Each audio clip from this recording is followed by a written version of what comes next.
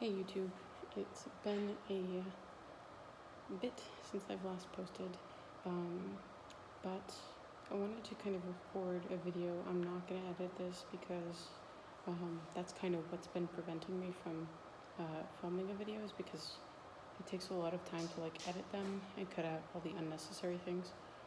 But I'm going to make two videos, one about my first semester in dental school. We just started our semester again. We only really had a week of a break, so we're starting spring already. But I wanted to talk about the NHSC Scholarship because I'm a scholar and everyone either is hearing back acceptances right now or has received their acceptance on decision day, which congratulations if you're one of those people. And if you haven't heard anything back, don't worry about it. A lot of my class heard back kind of post-December, in the springtime, including, vice president of my class. And there's quite a bit of people who got accepted pretty late, so don't worry about if you're on the wait list or, haven't heard back yet. It's not over until it's over, as I said to somebody else before. But I have my iPad here. I just wanted to say a couple things about the NHSC Scholarship. So what is the scholarship? It's a scholarship that, at least for the the student's perspective, is a scholarship. It pays for all 4 years of dental school. If you apply for the 4-year scholarship, you can actually apply for the scholarship every single year. So, every single year that you're in school. So if you don't get it, like right now when you're applying before you get into dental school, you can still apply for it, after your first year of dental school, second year, third year, that kind of thing. And there's a minimum of 2 years. So even if you get a scholarship for 1 year, you still have to do at least 2 years. But then after that, it's a 1-to-1. So if you get a scholarship for 4 years, you have to serve 4 years. It's 3 years, 3 years, 2 years, 2 years, and 1 year you still have to do 2 years. But it offers coverage of tuition and all of the other fees that are involved. Pretty much covers everything for me, at least. There are living expenses and everything that I still end up taking out loans for, but that's a story for a different time. But they do give you a stipend. For me, after taxes, it's around $1,300 a month. And they do give you a payout, other reasonable cost payout every year, which was quite a sum of money, but it just depends on your school. So there's a lot of incentive on that aspect. The catch is that you do end up having to commit to 4 years of service with them. This isn't like the military, so it's not like you get stationed somewhere, but you do have to work at places, mainly FQHCs, federally qualified health centers, after you graduate, but you get to pick where you go, and it's kind of similar to, you still have to interview, you still have to, get hired at the place, but you have to work at an FQHC that meets a certain, number cutoff, HPSA score. There is another dentist who actually graduated from my school who talks a ton about the scholarship and gives a lot of the details involved, requirements, afterwards, and, statistics and stuff. So I definitely check them out. I'll leave her link to her YouTube channel in the description because I don't know how to say her name and I don't want to butcher it. But there's plenty of incentive to do that, and you can choose wherever you go. So it's unlike the military, you get to choose where you go, and there's kind of a little bit less of a commitment, I would say. And you can even work at the FQHCs after, you have the opportunity to do that. But my experience with the scholarship was I applied in, I think May is the cutoff, or the thing. You can sign up for emails and they'll tell you when the scholarship opens up and when it closes. once you apply, you just kind of, it's a waiting game. You do have to have a acceptance from dental school to apply for it. You can't apply for it as you're applying to dental school. And you apply kind of like May, right before you start, like in the spring right before you start. So I applied in like May and I started school in August. Be patient with them because people don't really hear back about like requirements, and it's kind of a waiting game, and the communication isn't the best. I'm not gonna lie about that.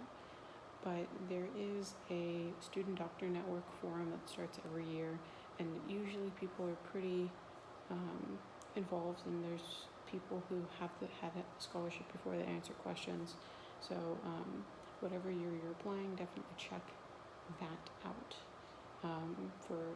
Just look up NHSC Scholarship and then the year you're applying.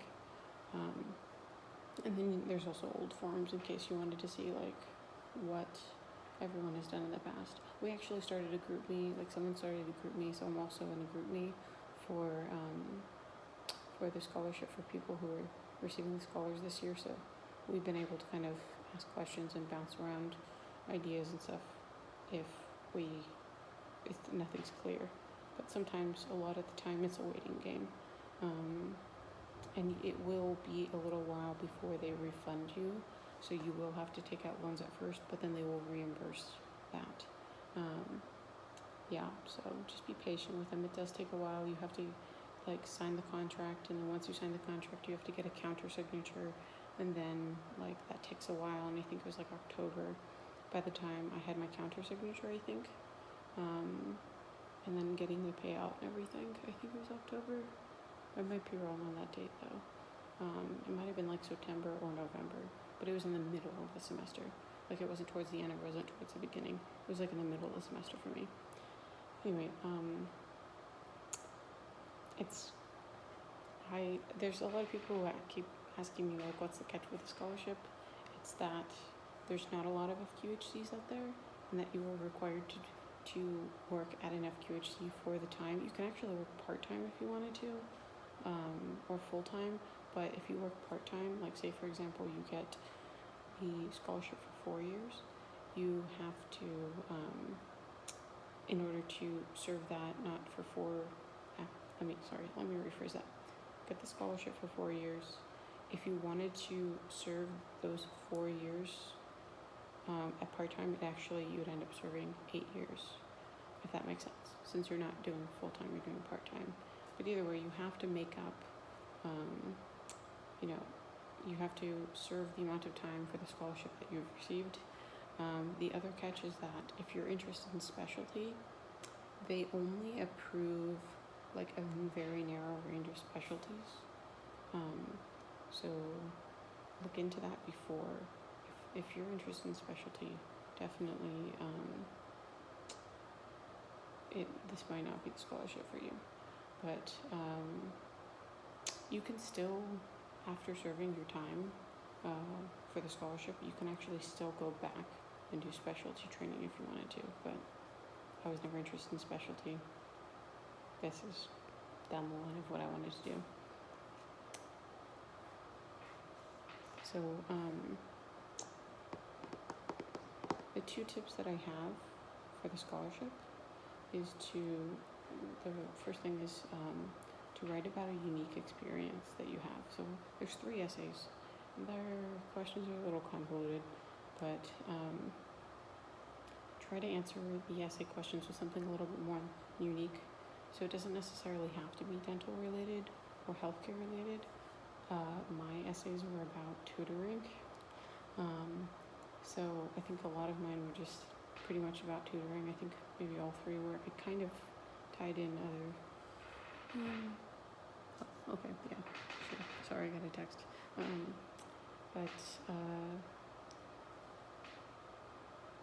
The essays.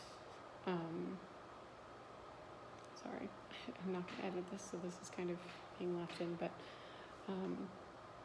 I wrote about tutoring and I think volunteering experiences and stuff that I had. I hear a lot of people write about mission trips. So if you could steer away from that and try to talk about other experiences that you have, that would be better. Try to find an experience that is not a typical experience that most people have, so that it's more unique to you. And also try to, use it as an opportunity to like sell yourself and show who you are in these essays, just like when you're writing the personal statement for dental school. And then the other tip that I have is with letters of recommendation, really care about who you ask. They don't have to be professors. Like, for example, I chose the 2 letters of recommendation that I got, and I think you can get more than 2, but I got 2, were from, one, I did tutoring, and I told you I talked about tutoring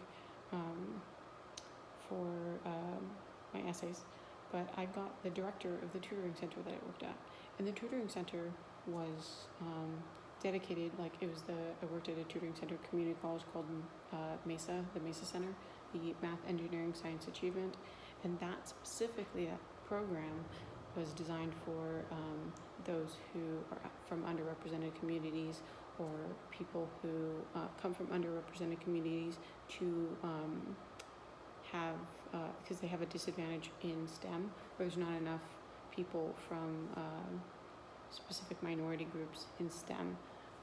And so this is a program to kind of help those who either English is not their first language, they come from a minority group, they have a disability, they place into a lower math, but they're, interested in science, so they have to take a lot more math courses, those kind of things. So it was kind of right down the alley of, helping students who came from underrepresented communities, and ties into the scholarship's going to be and where I'm going to be working after with working with underrepresented communities. The other thing too is showing that you are also, they do really like to see people who also come from an underrepresented community too. Like, for example, one of the other letters of recommendation that I got was from someone that I did, another director that ran the Bridges to the Baccalaureate program. So the Bridges to the Baccalaureate program, this was when I was in San Diego, was a program offered to community college students to be able to get research experience because they're not a university. So community college doesn't offer any research experience. So those who go to community college rather than university can be considered at a disadvantage because they're not going to be able, they don't have the ability to get that research experience as those who maybe have gone to university their first year. So it was an opportunity for community college students to be able to get that same experience as someone who just went to a university directly. So that's why it's called Bridges to the Baccalaureate. But it was kind of under the same premise, so you kind of got a letter of recommendation from someone from that. So they're kind of, if you notice, the letters of recommendation they asked, or who I asked for letters of recommendation, tied into kind of similar, tied into the essays that I was writing, and then tied into what you're going to be doing for work after. Like, that's what you're hoping to do, is work in these kind of these federally qualified health centers that serve underserved communities. So if you also, I knew these people really well.